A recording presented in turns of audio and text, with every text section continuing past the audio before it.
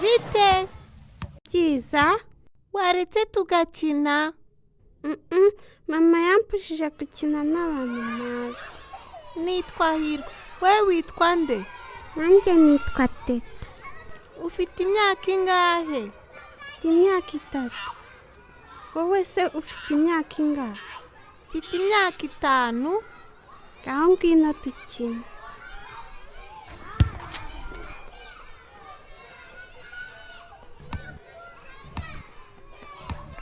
Umupira wawe ko ari mwiza cyane Teta. Wawukuye he? N'ababyeyi banjye bawunguriye. Kuki ababyeyi bawe batakuguriye agapupe bakakugurira umupira kandi ari uw'abahungu nkanjye?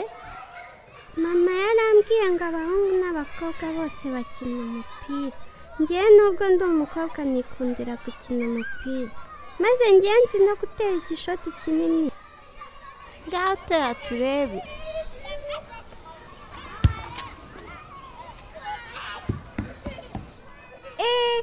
Uzi ko uzi gukina umupira?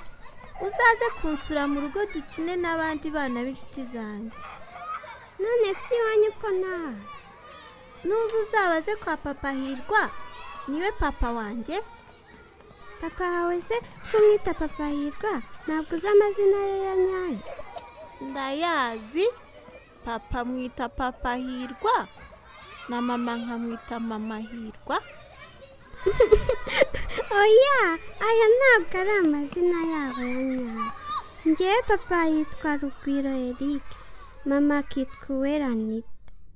Ababyeyi banjye bambwiye ko kumenya amazina yabo ari ingenzi, kuko ndamutse ngize ikibazo tutari kumwe byakoroha kumenya iwacu. Uzi ko ari byo koko Teta? Uyu munsi nanjye ndaza kubaza ababyeyi banjye amazina yabo ya nyayo. Bite Teta?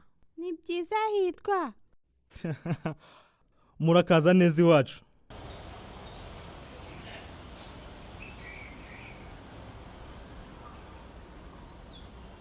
Papa, uyu niwe Teta nakubwiraga twiga ku kigo kimwe. Dore uyu ni mama yaje amerekeje. Teta, uzi ko namenye kuvuga amazina y'ababyeyi banjye?